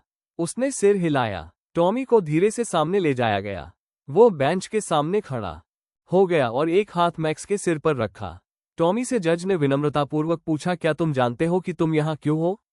उसने सिर हिलाया। वे जानना चाहते हैं कि मुझे किसके साथ रहना चाहिए। और मैक्स के बारे में तुम कैसा महसूस करते हो? टॉमी ने अपना सिर झुकाया। वो मेरा सबसे अच्छा दोस्त है। वो जानता है कि मैं कब दुखी हूं, तब भी जब मैं कुछ नहीं कहता। उसने मुझे तूफान में पाया जब कोई और नहीं पा सका। और वो मुझे कभी नहीं छोड़ता, मेरे सपनों में भी नहीं। अदालत कक्ष में सन्नाटा था। जज मैक्स की हल्की सांस को सुनने के लिए काफी देर तक विराम था। सारा ने अपने गाल से आंसू पोंछे, यहां तक कि ओलिविया ने भी नीचे देखा। जज ने सिर हिलाया। धन्यवाद टॉमी, आप अपनी सीट पर वापस जा सकते हैं। जैसे ही उसने किया, मैक्स भी उठ गया, बिना किसी निर्देश के, शांति से, निष्ठापूर्वक। और सारा जानती थी कि यह उसकी अपनी गवाही थी। कोर्ट रूम में सन्नाटा था, यहां तक कि जज के पन्ने पलटने की आवाज भी बहुत तेज लग रही थी। सारा टॉमी का हाथ थामे बैठी थी और मैक्स शांत लेकिन सतर्क होकर बेंच के नीचे बैठा था। हवा प्रतीक्षा से भरी हुई थी। जज ने ऊपर देखा, अपना चश्मा हटाया और अपने हाथ जोड़ लिए। पारिवारिक अदालत में वो शुरू हुई। हम अक्सर सुरक्षा संरचना और स्थिरता के लेंस के माध्यम से प्यार का मूल्यांकन करने के लिए मजबूर होते हैं। ये कभी भी सरल नहीं होता, लेकिन इस मामले में तथ्य और बच्चे के अपने शब्द स्पष्ट रूप से बोलते हैं। सारा सांस नहीं ले पा रही थी। जबकि मैं याचिकाकर्ताओं की चिंता को स्वीकार करता हूं, मुझे सुश्री हापर के घर में उपेक्षा के खतरे या अस्थिरता का कोई सबूत नहीं मिला। इसके विपरीत बच्चे की भावनात्मक और मनोवैज्ञानिक भलाई प्रश्नगत कुत्ते की उपस्थिति से बढ़ी हुई प्रतीत होती है। टॉमी ने उसकी बाह पकड़ ली। सारा ने उसका हाथ भींच लिया। इसलिए जज ने आगे कहा कि मैं सुश्री सारा हापर द्वारा पूरी हिरासत में रखे जाने के पक्ष में फैसला सुना रहा हूं। इसके अलावा मैक्स अपने अनंतिम प्रमाणीकरण की शर्तों के तहत घर में रह सकता है, जिसे आगे की समीक्षा के बाद स्थायी सेवा की स्थिति के लिए फिर से देखा जा सकता है। सारा ने चौंक कर पलकें झपकाईं। कोर्ट रूम में उत्साह का माहौल था, जयकारे नहीं बल्कि हल्की आहें और आंसुओं के साथ, यहां तक कि स्टेनोग्राफर की एक शांत मुस्कान भी। ओलिविया अविश्वास से आंखें फाड़े खड़ी थी। उसके माता पिता चुप बैठे रहे। टॉमी ने मुड़कर मैक्स की गर्दन के चारों ओर अपनी बाहें लपेट लीं। हम जीत गए, उसने फुसफुसाया। हमें रहने का मौका मिला। मैक्स ने एक संतुष्ट सांस ली और अपना सिर टॉमी के घुटने पर टिका दिया। कोर्ट हाउस के बाहर भीड़ जमा हो गई थी। कहानी फैल चुकी थी। Blind boy and his stray hero और मुट्ठी भर रिपोर्टर माइक्रोफोन के साथ इंतजार कर रहे थे। सारा ने टॉमी को बाहर निकलते समय ढाल दिया, लेकिन एक आवाज बाकी सभी से ऊपर उठ गई। सुश्री हापर, आप उन आलोचकों को क्या कहेंगी जो मानते हैं कि मैक्स जैसे कुत्ते का बच्चों के आसपास कोई स्थान नहीं है? सारा रुकी, अपने बेटे की ओर देखा, फिर मैक्स की ओर। मैं कहता हूं कि उन्हें कभी किसी ऐसे व्यक्ति की जरूरत नहीं पड़ी जिसे दुनिया ने छोड़ दिया हो। फ्लैश बल्ब चमक उठे। मैक्स ने कोई झिझक नहीं दिखाए। उस रात उन्होंने फर्श पर बैठकर खाना खाया, सारा, टॉमी, मैक्स और घंटे के हीरो के लिए चिकन की एक प्लेट। अपार्टमेंट में संगीत की तरह हंसी गूंज रही थी। ऐसा पहली बार हुआ था कि ऐसा लगा कि हमेशा के लिए घर की आवाज थी, न कि सिर्फ एक आश्रय की। और जब टॉमी सोने के लिए चला गया तो सारा मैक्स के बगल में फर्श पर बैठ गई। उसने कुछ नहीं कहा, उसे कुछ कहने की जरूरत नहीं थी। मैक्स ने बस अपना सिर उसकी गोद में रख दिया और साथ में उन्होंने शांति को सुना। सप्ताह बीत गए। शहर ने फिर से कपड़े बदले, वसंत की कोमल ध्वनियों को छोड़कर गर्मियों की भारी सांसों के लिए। पेड़ गहरे हरे रंग में खिल गए और फुटपाथ सुबह तक चमक उठे। लेकिन सारा और टॉमी के लिए जीवन कुछ अपरिचित में बस गया था। शांति। मैक्स को अब आधिकारिक तौर पर एक अनंतिम भावनात्मक सहायता पशु के रूप में सूचीबद्ध किया गया था। उसका अंतिम प्रमाणन 3 महीने की अवधि के बाद समीक्षा के लिए लंबित था। शीर्षक का कुछ मतलब था, इसने उन्हें कानूनी सुरक्षा जरूर दी, लेकिन उससे भी बढ़कर इसने उस चीज को मान्यता दी जो वे शुरू से जानते थे। मैक्स एक पालतू जानवर नहीं था, वो पंजों वाला उद्देश्य था। कहानी अभी भी ऑनलाइन घूम रही थी, लेकिन सुर्खियां फीकी पड़ गईं। ऐसा हमेशा होता था। न्यायालय में भीड़ गायब हो गई, लेकिन पृष्ठभूमि में चीजें अभी भी चल रही थीं। सारा ने इसे सबसे पहले भोजनालय में देखा। ग्राहक लंबे समय तक मुस्कुराए और मैक्स और टॉमी के बारे में अधिक पूछा। एक ने एक कार्ड छोड़ा जिस पर लिखा था, आपने हमें याद दिलाया कि हर टूटी हुई चीज खतरनाक नहीं होती। अंदर एक टिप थी जो सारा ने 1 सप्ताह में बनाई थी, उससे अधिक थी। ऐसा लग रहा था कि समुदाय देख रहा था और याद कर रहा था। एक दोपहर श्रीमती लेविंग स्थानीय समाचार पत्र की एक मित्र के साथ रुकी। उन्होंने कहा कि हम एक याचिका शुरू कर रहे। मैक्स उसके सिर के पास बैठा था और उसके घुटने पर धीरे से दबा हुआ था। तुमने ये शुरू किया, तुम जानती हो, उसने धीरे से कहा, अपने टूटे हुए कान और अपनी खामोश निगाहों से। तुमने उन्हें सुनने पर मजबूर किया। मैक्स ने धीरे से पलकें झपकाईं। अब तुम सिर्फ उसके कुत्ते नहीं हो, तुम एक लहर हो। मैक्स ने धीमी और नर्म सांस छोड़ी।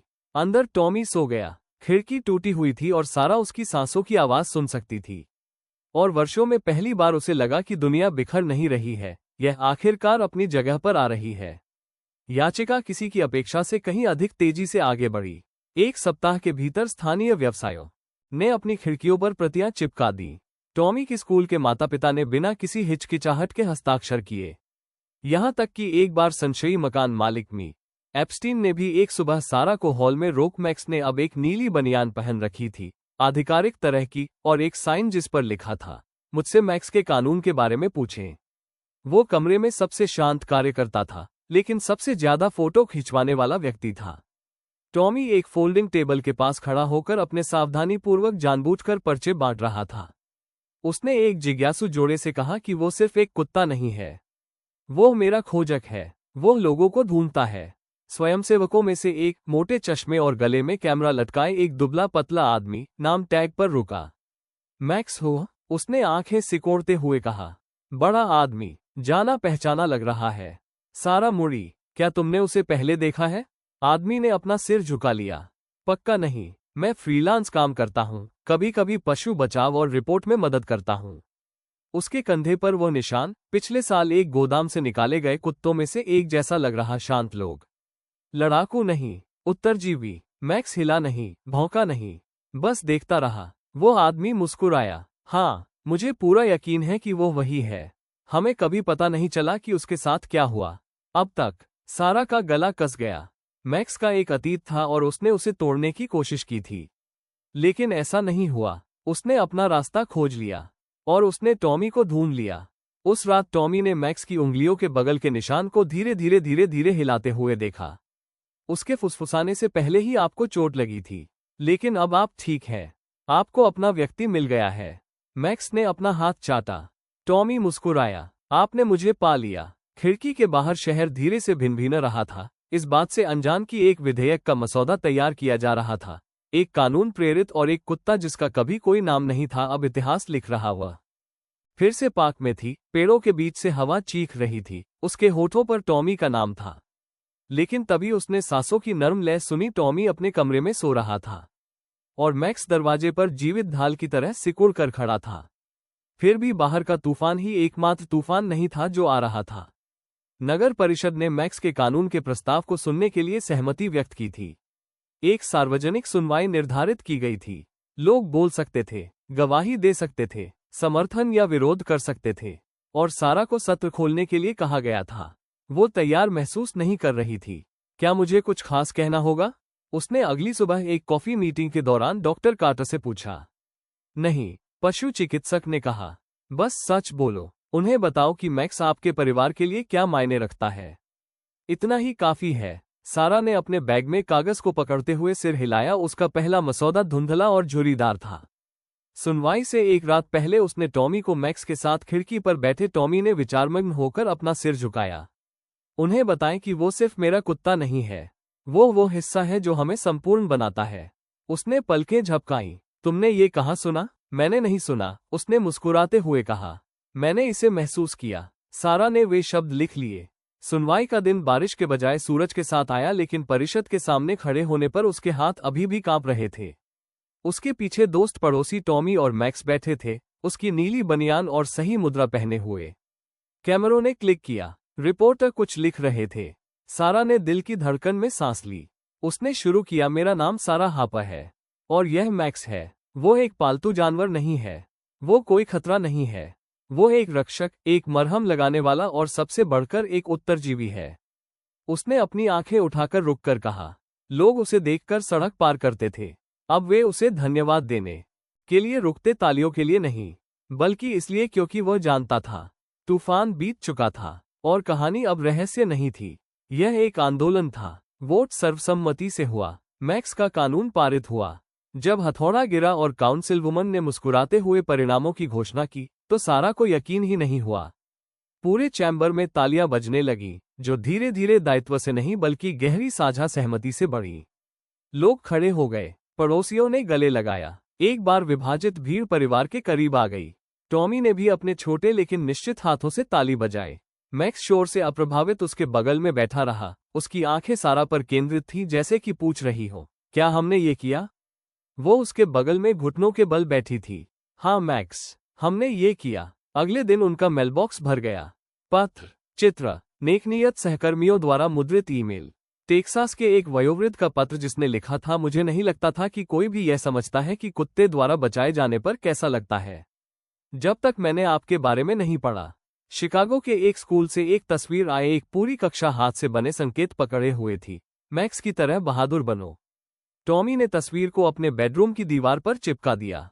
आधिकारिक हस्ताक्षर समारोह में मेयर ने मैक्स को आगे बुलाया जैसे कि वो किसी युद्ध नायक को नाइट की उपाधि दे रहा हो। एक कस्टम मेडल बनाया गया था, शहर की मुहर के साथ उत्कीर्ण एक चांदी का टैग और उसके नीचे एक वाक्य, मैक्स, वो टुकड़ा जो हमें संपूर्ण बनाता है। जैसे ही सारा ने इसे मैक्स के कॉलर पर धीरे से चिपकाया, भीड़ ने फिर से तालियां बजाईं। टॉमी मुस्कुराया। अब उसके पास एक असली बैज है, उसने फुसफुसाया। सारा झुकी। नहीं बेबी, उसका एक नाम है। बाद में उस रात टॉमी अपने हाथों में पदक लेकर सो गया, उसे खजाने की तरह पकड़े हुए। मैक्स उसके बगल में लेटा हुआ था और अपने सपनों में एक बार पूंछ हिला रहा था। और उनके घर की शांति में अखबारों की कतरनों, चित्रों और बच्चों द्वारा बनाए गए दिलों से भरा हुआ, जिनसे वे कभी नहीं मिलेंगे। सारा खिड़की के पास चुपचाप बैठी रही। उसने शहर की रोशनी को अंधेरे में संकेतों की तरह टिमटिमाते हुए देखा और फुसफुसाया, धन्यवाद मैक्स, हर चीज के लिए। वो हिला नहीं, लेकिन वो जानती थी कि उसने सुन लिया है। मैक्स का नाम किसी की उम्मीद से कहीं ज्यादा दूर तक फैल गया। जो एक स्थानीय अध्यादेश के रूप में शुरू हुआ था, वो अब राष्ट्रीय समाचारों द्वारा उठाया गया था। हस्ताक्षर समारोह के एक सप्ताह बाद सारा ने खुद को लाइव टेलीविजन पर एक मॉर्निंग शो होस्ट के सामने बैठा पाया। स्टूडियो की लाइटें गर्म और चमकदार थीं। मैक्स उसके पैरों पर शांति से लेटा हुआ था, जैसे कि यह कोई और पार्क बेंच हो। और यह कैसा लगता है, जब होस्ट ने आगे झुककर पूछा कि आपके कुत्ते ने शहर के कानून को बदल दिया है? सारा मुस्कुराई और अपनी उंगलियों से मैक्स के कान को स्पर्श किया। ऐसा लगता है, विनम्र। और देर हो चुकी थी। मेरे जैसे बहुत सारे परिवार हैं, टॉमी की तरह, जिन्हें बस किसी की जरूरत थी जो उन्हें देखे। मैक्स ने किया। किसी और से पहले। होस्ट टॉमी की ओर मुड़ा, जो उसके बगल में एक गद्देदार स्टूल पर बैठा था। और तुम जवान आदमी के बारे में क्या? प्रसिद्ध होना कैसा लगता है? टॉमी ने मुस्कुराते हुए कंधे उचका दिए। मैक्स को प्रसिद्ध होने की परवाह नहीं है। उसे बस परवाह है कि मैं सुरक्षित हूं या नहीं। स्टूडियो के दर्शकों ने एक नर्म सामूहिक आह भरी। यह अवास्तविक था, और यह धीमा नहीं हो रहा था। घर वापस आकर सारा ने एक राष्ट्रीय पशु वकालत सम्मेलन से एक ईमेल खोला। वे चाहते थे कि वह उनके शरद ऋतु के कार्यक्रम में मुख्य वक्ता बने। निमंत्रण में लिखी आपकी कहानी ही वो है जिसका इस आंदोलन को इंतजार था। सारा स्क्रीन पर घूरती रही। एक बार वो बिना आवाज वाली वेट्रेस थी जो अपनी दुनिया को ढहने से बचाने की कोशिश कर रही थी। अब उसे हजारों लोगों के सामने बोलने के लिए कहा जा रहा था। उस रात जब मैक्स खिड़की के पास अपनी सामान्य जगह पर बैठा तो सारा फर्श पर बैठ गई और धीरे से उसके गले में टैग को छुआ। उसने फुसफुसाते हुए कहा कि तुमने सिर्फ टॉमी को ही नहीं बचाया, तुमने मुझे भी बचाया। मैक्स ने हिलना नहीं छोड़ा, लेकिन उसे हिलना नहीं था। स्पॉटलाइट जितनी गर्म और पुष्टि करने वाली हो सकती थी, उसकी एक कीमत थी। टेलीविजन पर आने के कुछ ही दिनों में सारा का इनबॉक्स भर गया, न सिर्फ प्रशंसा से बल्कि सवालों से और संदेह से भी। किसी ने वेयरहाउस रेस्क्यू से मैक्स की पुरानी तस्वीरें खोद निकाली। एक फ्रिंज ब्लॉग की हेडलाइन थी, तथाकथित हीरो डॉग के बारे में सच्चाई, गड्ढे से पोडियम तक। लेख ने संकेत दिया कि मैक्स को एक बार लड़ने के लिए प्रशिक्षित किया गया था, कि उसके निशान जीवित रहने से नहीं बल्कि आक्रामकता से थे। सारा ने अपना लैपटॉप बंद कर दिया। ये शुरू हो रहा है, उसने फुसफुसाया। अपार्टमेंट की इमारत के बाहर कुछ प्रदर्शनकारी सप्ताहांत में दिखाई देने लगे, बैनर पकड़े हुए, फोन से फिल्मांकन। एक ने चिल्लाया, तुम एक बार भाग्यशाली हो गए, अगली बार क्या होगा? मैक्स ने कोई प्रतिक्रिया नहीं दी। टॉमी ने अपने पट्टे को हमेशा की तुलना में कसकर पकड़ लिया। वे मैक्स से क्यों नाराज हैं? उसने पूछा। सारा उसके बगल में घुटनों के बल बैठ गई। क्योंकि वे उस चीज से डरते हैं जिसे वे नहीं समझते हैं। टॉमी ने उसकी ओर देखा, फिर मैक्स की ओर। लेकिन मैक्स उन्हें समझता है। साक्षात्कार के प्रस्ताव आते रहे, और वैसे ही निमंत्रण भी आते रहे। प्रशंसक मेल फ्लैशबल्ब दिखाते रहे। लेकिन फुसफुसाहट, दबाव, बेचैनी भी आती रही। सारा मुस्कुराई और उसकी आंखों में आंसू भर आए। मुझे पता है, हम संतुलन बना लेंगे। मुझे ये याद रखने की जरूरत है कि हम कौन हैं, न कि वे जो सोचते हैं कि हम हैं। मैक्स ने अपना सिर उसके पैर पर टिका दिया, उसे जमीन पर गिरा दिया। हमेशा की तरह अगली सुबह सारा ने एक बयान तैयार किया। उसने 2 साक्षात्कार ठुकरा दिए, एक मीडिया शूट रद्द कर दिया और एक पोस्ट लिखी जिसमें बस इतना लिखा था, हम यहाँ एक ब्रांड बनने के लिए नहीं है, हम यहाँ एक परिवार बनने के लिए है। समझने के लिए धन्यवाद। उसने फर्श पर सोते हुए टॉमी और मैक्स की एक तस्वीर पोस्ट की, उनके बीच चांदी का बैज रखा हुआ था। ये फिर से वायरल हो गया, लेकिन इस बार यह सही लगा। कॉल 2 राज्यों दूर एक छोटे से बचाव आश्रय से आया था। निदेशक रेनी नाम की एक महिला ने सारा की पोस्ट देखी थी और संपर्क करने के लिए बाध्य महसूस किया। स्पीकर के माध्यम से उसकी आवाज भावनाओं से भरी हुई थी। आपकी कहानी, लेकिन मैक्स, वो सबूत है कि हम उनका साथ नहीं छोड़ सकते। सारा खामोश बैठी रही। मैक्स का सिर उसकी गोद में था और ये शब्द उसके ऊपर से बह निकले। रेनी ने आगे कहा, हमारे यहाँ एक कुत्ता है, जख्मी, शांत, पीछे हटा हुआ। स्वयंसेवकों को नहीं पता कि उसके साथ क्या करना है, लेकिन मैक्स को देखने के बाद मैंने सोचना शुरू किया कि शायद उम्मीद है। सारा की आवाज काम रही थी। तुम क्या पूछ रही हो? मैं पूछ रही हूँ कि क्या तुम और मैक्स आओगे? बस मिलो, कर्मचारियों से बात करो, उसे आगे का दूसरा रास्ता देखने दो। 1 हफ्ते बाद वे 3 घंटे पश्चिम की ओर चले। आश्रय स्थल मामूली, साफ और ऊर्जा से भरपूर था। रेनी ने उन्हें गेट पर बाहें फैलाए, आंखें नम थीं। टॉमी सारा के करीब रहा, एक हाथ से मैक्स के पट्टे पर और दूसरे हाथ से उसने जो चित्र बनाया था उसे पकड़ रखा था। वो एक हस्की मिक्स था, युवा लेकिन दुनिया से थका हुआ। वो थोड़ा लंगड़ाता था, एक कान टेढ़ा लटका हुआ था। उसकी आंखें सतर्क बुद्धिमत्ता के साथ कमरे को स्कैन कर रही थीं। मैक्स धीरे से खड़ा हुआ। कोई भौंकना नहीं, कोई हलचल नहीं, बस उपस्थिति। दूसरा कुत्ता अनिश्चित होकर जम गया। फिर मैक्स ने एक कदम आगे बढ़ाया और बैठ गया।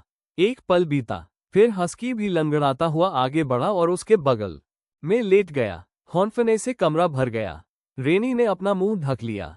मैंने उसे पहले कभी ऐसा करते नहीं देखा। टॉमी मुस्कुराया। वो अब सुरक्षित महसूस करता है। जाते समय सारा ने रेनी को एक नोट दिया। कभी कभी टूटे हुए पुल बन जाते हैं। रेनी ने इसे अपने सीने से लगा लिया। उसने कहा, तुमने आज सिर्फ एक कुत्ते की मदद नहीं की, तुमने उन सभी की मदद की। कोई वापसी पता नहीं था, केवल एक शहर का धुंधला पोस्टमार्क था जिसे सारा नहीं पहचानती थी।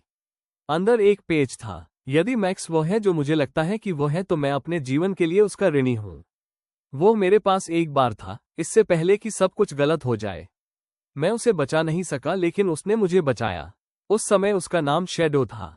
उसने मुझे अंगूठी से भी बदतर स्थिति से बचाया। यदि तुम वही हो जिसे उसने अभी चुना है, तो उसे वो देने के लिए धन्यवाद जो मैं नहीं दे सका। सारा ने पत्र 2 बार पढ़ा, फिर दोबारा। उसके हाथ कांप रहे थे जब उसने इसे टॉमी को दिया, जिसने इसे धीरे धीरे पढ़ा और प्रत्येक शब्द के साथ उसके होंठ हिल रहे थे। तो मैक्स का पहले कोई नाम था? शैडो, सारा ने फुसफुसाया। टॉमी ने मैक्स की ओर देखा, जो धीरे से झपका और फिर टॉमी के पैर पर अपनी ठुड्डी टिकाते हुए करीब आ गया। कभी कभी हम जो पीछे छोड़ जाते हैं, वो नहीं होता जो हम थे, यह वह होता है जो हमने दूसरों को बनने में मदद की। मौसम फिर से बदल गया। स्पॉटलाइट मंद हो गई, लेकिन मैक्स बना रहा, टॉमी के साथ फुटपाथों पर और स्कूलों में सारा के पैरों के पास, और हर शांत पल में जो उन्हें संपूर्ण महसूस कराता था। उसने कई जीवन जिए थे, लेकिन यह वह था जो सबसे अधिक मायने रखता था। दिन लंबे और गर्म होते गए और सूरज सारा के अपार्टमेंट की दीवारों पर सुनहरे रंग की लकीरें खींच रहा था। ये फिर से गर्मी का मौसम था, वो मौसम जो धीरे धीरे गुनगुनाता था। स्प्रिंकलर फुफकारते थे और खिड़की के पंखे थके हुए घेरे में घूमते थे। मैक्स थोड़ा धीमा हो गया था और उसके कदम अधिक सोच समझकर चलते थे, लेकिन वो अभी भी हर सुबह टॉमी द्वारा लड़के को धीरे से नींद से जगाने से पहले जागता था और फिर एक मूक संरक्षक की तरह उसके पीछे पीछे हॉल में जाता था। सारा ने सबसे पहले उसकी आंखों में बदलाव देखा। मन नहीं, बल्कि नर्म और शांत, एक मोमबत्ती की तरह जो जलने के लिए नहीं बल्कि गर्मी के लिए जलती है। मैक्स हमेशा शांत रहता था, लेकिन अब उसकी शांति में एक भार था, एक अनुग्रह, एक तरह का ज्ञान। एक शाम खाने के बाद टॉमी कालीन पर लेटकर उंगलियों से अक्षर बना रहा था। वो ब्रेल में लिखना सीख रहा था और मैक्स उसका मूक दर्शक था।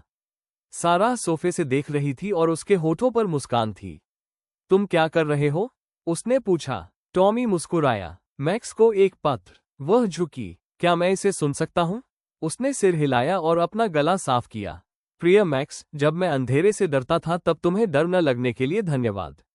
मुझे ढूंढने के लिए धन्यवाद जब मुझे नहीं पता था कि मैं खो गया हूँ। मेरा वो हिस्सा बनने के लिए धन्यवाद जिसके बारे में मुझे नहीं पता था कि वो खो गया है। मुझे आशा है कि तुम्हें पता होगा कि तुमने सिर्फ मेरी जान ही नहीं बचाई है। वह रुका। अभी के लिए बस इतना ही। मैक्स ने अपना सिर धीरे से उठाया और टॉमी की गोद में रख दिया। मुझे लगता है कि उसे साराह के फुसफुसाए संदेश मिल गया था। उस रात वो सो नहीं सकी। वो हमेशा की तरह उसके पास खड़ा होकर बाहर देखता रहा, जैसे वो उससे बड़ी किसी चीज की रखवाली कर रहा हो। वो उससे सटकर खड़ी हो गई। मैं अगले भाग के लिए तैयार नहीं हूं, उसने फुसफुसाते हुए कहा। मैक्स ने अपना कंधा उसके पैर पर दबाया और किसी तरह ऐसा लगा जैसे वो कह रहा हो तुम हो। ये सीढ़ियों से शुरू हुआ। मैक्स, जो कभी अपनी उम्र में भी फुर्तीला था, आधे रास्ते में रुकने लगा। मना नहीं कर रहा, बस आराम कर रहा था। सारा ने सबसे पहले इस बात पर ध्यान दिया। उसने टॉमी के बाल रोग विशेषज्ञ को एक शांत नोट लिखा, जिसने उन्हें एक विश्वसनीय पशु चिकित्सक के पास भेजा। निदान विनाशकारी नहीं था, लेकिन यह नजरअंदाज करने योग्य भी नहीं था। गठिया, थकान, संभवतः दिल का काम करना बंद कर देना। उसे अभी दर्द नहीं है डॉक्टर, कार्टर ने मैक्स की पीठ पर अपना हाथ रखते हुए धीरे से कहा। लेकिन वो दिन आएगा, तुम्हें पता चल जाएगा कि कब। सारा ने अपने गाल के अंदर को काटते हुए सिर हिलाया। उसने कहा, अगर वो कूद भी नहीं सकता तो भी मैं उसकी मदद करूंगा। इसलिए सारा ने एक सीढ़ी बनाई, लकड़ी की एक छोटी सी सीढ़ी जो मैक्स को बिस्तर तक पहुंचने के लिए पर्याप्त थी। इसे नीले रंग से रंगा गया था और किनारे पर एक सुनहरे पंजे का निशान बना हुआ था। मैक्स इसे हर रात इस्तेमाल करता था। एक शाम देर से सारा टॉमी के साथ बिस्तर पर बैठी थी और कमरा एक नर्म लैंप से रोशन था। मैक्स पास में लेटा था और स्थिर लेकिन धीमी सांस ले रहा था। मम्मी, टॉमी फुसफुसाए, क्या मैक्स मरने वाला है? सारा ठिठक गई। उसने झूठ नहीं बोला। किसी दिन, उसने धीरे से कहा, लेकिन आज नहीं। टॉमी ने धीरे से सिर हिलाया। कल रात मुझे एक सपना आया। मैक्स के पंख थे। सारा ने जोर से निगला। हालांकि वो उड़ नहीं रहा था, टॉमी ने कहा। वो इंतजार कर रहा था, एक नदी के किनारे, मेरे लिए। सारा बस वादा किया था कि जब भी वे आएंगे वो तैयार रहेगी। उस दोपहर सारा और टॉमी मैक्स को आखिरी बार पार्क में ले गए। वही बेंच, वही रास्ता, वो पेड़ जहां टॉमी ने पहली बार पक्षियों की आवाज सुनी थी। मैक्स भागा नहीं, लेकिन वो चला, धीरे धीरे, गर्व से, अपने परिवार के साथ। वे तब तक रुके जब तक सूरज ढल नहीं गया। सबसे लंबे दिन की सबसे लंबी रोशनी। उस रात अपार्टमेंट सामान्य से शांत था। तनावपूर्ण नहीं, भयभीत नहीं, बस श्रद्धावान, जैसे दीवारें खुद समझ गई हो कि क्या होने वाला है। टॉमी लिविंग रूम के गलीचे पर मैक्स के बगल में मुड़ा हुआ लेटा था। लड़के की सांसें धीमी और स्थिर थीं, उसका सिर कुत्ते की तरफ टिका हुआ था। सारा पास में एक कप चाय के साथ बैठी थी, जिसे उसने उन्हें देखते हुए छुआ नहीं था। उसने अपार्टमेंट की हर नर्म रोशनी जला दी थी। वह मैक्स के दूसरी तरफ लेट गई और धीरे से उसके दिल पर हाथ रखा। अभी भी मजबूत, अभी भी स्थिर, लेकिन शांत। वे घंटों ऐसे ही रहे। एक समय टॉमी हिला। क्या वो अभी भी यहाँ है? उसने अपनी आंखें खोले बिना पूछा। हाँ बेबी, वो अभी भी यहाँ है। टॉमी मुस्कुराया और फुसफुसाया, मुझे खुशी है कि वो अकेला नहीं गया। सारा ने अपना चेहरा उसके बालों में छिपा लिया। वो कभी नहीं जाएगा। भोर होने से ठीक पहले मैक्स ने अपना सिर उठाया। उसकी आंखें सारा को मिली, फिर टॉमी को, फिर खिड़की जहां सुबह की नर्म रोशनी की एक किरण फर्श पर रेंग रही थी।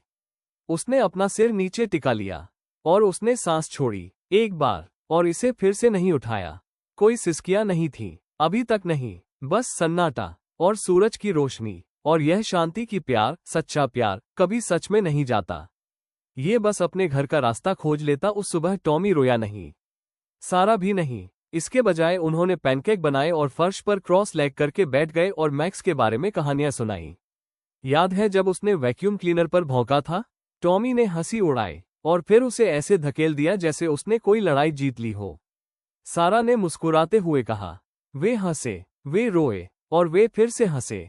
डॉक्टर कार्टर उस दोपहर पशु चिकित्सक के रूप में नहीं बल्कि एक मित्र के रूप में आए। वो मिट्टी के पंजे का निशान लेकर आए जिसे सावधानी से दबाया और पकाया गया था। उसने कहा कि मुझे लगा कि उसे कुछ पीछे छोड़ देना चाहिए। सारा ने इसे दोनों हाथों से ऐसे पकड़ा जैसे ये कांच का बना हो। उसने फुसफुसाते हुए कहा, धन्यवाद। अगले दिन अपार्टमेंट में एक छोटा सा बॉक्स आया। मैक्स के नाम पर एक दान फोस्टर केयर में थेरेपी जानवरों के लिए एक फाउंडेशन को दिया गया था। बॉक्स के अंदर एक प्रमाण पत्र, एक छोटी लड़की की तस्वीर थी जो एक गोल्डन रिट्रीवर को गले लगा रही थी और एक पत्र था। मैक्स की वजह से मुझे लगा कि मैं बचाए जाने लायक हूं। सारा ने इसे जोर से पढ़ा। टॉमी ने बिना कुछ कहे उसे गले लगा लिया। उन्होंने सेंट्रल पार्क में ओक के पेड़ के नीचे मैक्स की राख को दफना दिया, जिसे टॉमी ने एक बार अपने बड़े आश्चर्य भरे हाथों से छुआ था। कोई भीड़ नहीं, कोई कैमरा नहीं, सिर्फ वे दोनों और एक पत्थर का निशान, सरल और सच्चा। मैक्स, वो टुकड़ा जिसने हमें पूरी गर्मी दी, फीका पड़ गया। स्कूल शुरू हो गया। दुनिया हमेशा की तरह आगे बढ़ी, लेकिन मैक्स की उपस्थिति कभी नहीं गई। वो टॉमी द्वारा हर दिन उठाए गए शांत साहस में था। वो सारा की आवाज में था जब वो दूसरों के लिए बोलती थी। वो फुटपाथ पर पंजे के निशानों में था जिसे कोई और नहीं देख सकता था, लेकिन फिर भी वे उसका अनुसरण करते थे। आखिरकार प्यार खत्म नहीं होता, ये गूंजता है, ये बना रहता है, और दिल की धड़कनों के बीच की खामोशी में ये बोलता है, मैं यहाँ था, मैंने प्यार किया, मैं मायने रखता था और हमेशा रखूंगा। ये शुरुआती पतझड़ की एक शांत सुबह थी जब सारा टॉमी को स्कूल ले गई। पत्तियां अभी अभी मुड़नी शुरू हुई थी और फुटपाथ पर सुनहरे और लाल रंग की छोटी छोटी लपटें डाल रही थी। टॉमी मुस्कुराया, मुझे लगता है कि मैं आज बहादुर बनूंगा, बिल्कुल मैक्स की तरह। उसे छोड़ने के बाद सारा अकेले सेंट्रल पार्क से चली गई। वो ओक के पेड़ के पास गई। सुबह का सूरज शाखाओं को ठीक से काट रहा था और उन्होंने जो पत्थर रखा था उसे रोशन कर रहा था। मैक्स, वो टुकड़ा जिसने हमें पूरा बनाया, वो अपनी पीठ को तने से सटाकर बैठ गई और अपनी आंखें बंद कर लीं। मुझे तुम्हारी याद आती है, उसने जोर से कहा। एक हवा ने पत्तियों को एक सौम्य सर्पिल में उठाते हुए उत्तर दिया। फिर वो खड़ी हुई और अपने ऊपर से धूल झाड़कर आगे बढ़ी, दूर नहीं, आगे। हफ्तों बाद वो आश्रय में लौट आई जहां ये सब शुरू हुआ था। रेनी ने उसे खुले हाथों से अभिवादन किया। वहां कोई है जिससे मैं चाहती हूं कि तुम मिलो, रेनी ने कहा। कुत्ता मैक्स जैसा बिल्कुल नहीं था, छोटा, बेमेल कानों वाला, सफेद, घबराया हुआ। लेकिन जब टॉमी ने कमरे में कदम रखा, उन्होंने उसका नाम इको रखा। मैक्स की जगह लेने के लिए नहीं, बल्कि उसे याद रखने के लिए, उसकी रोशनी को आगे ले जाने के लिए। और जब इको अपने नए घर में पहली रात टॉमी के बगल में लिपटा, सारा ने फुसफुसाकर कहा, परिवार में आपका स्वागत है। इको धीरे धीरे उनके छोटे से अपार्टमेंट की लय और उसे पकड़ने वाले हाथों की कोमलता को सीखने लगा। वो अभी भी अचानक होने वाली आवाजों से चौंक जाता था, फिर भी जब कोई बहुत तेज चलता तो वो डर जाता था। लेकिन वो टॉमी का कमरे से कमरे तक पीछा भी करता था और हर रात उसके दरवाजे के बाहर सोता था। वो मैक्स की तरह पहरा नहीं देता, जैसा टॉमी ने एक सुबह कहा था, लेकिन वो देखता है, चुपचाप। सारा ने सिर हिलाया। कभी कभी उपचार ऐसा ही दिखता है। 1 महीना बीत गया, फिर 2। मैक्स के नाम पर बनाए गए छात्रवृत्ति कोष ने आवेदनों का पहला दौर शुरू किया। मैक्स से मिलने के दिन की सालगिरह पर सारा और टॉमी ओक के पेड़ पर लौट आए। इको उनके बगल में चल रहा था। टॉमी ने हाथ बढ़ाया और छाल को वैसे ही छुआ जैसे उसने सालों पहले किया था। क्या तुम्हें यह महसूस होता है? उसने पूछा। सारा ने अपनी हथेली उसके बगल में रख दी।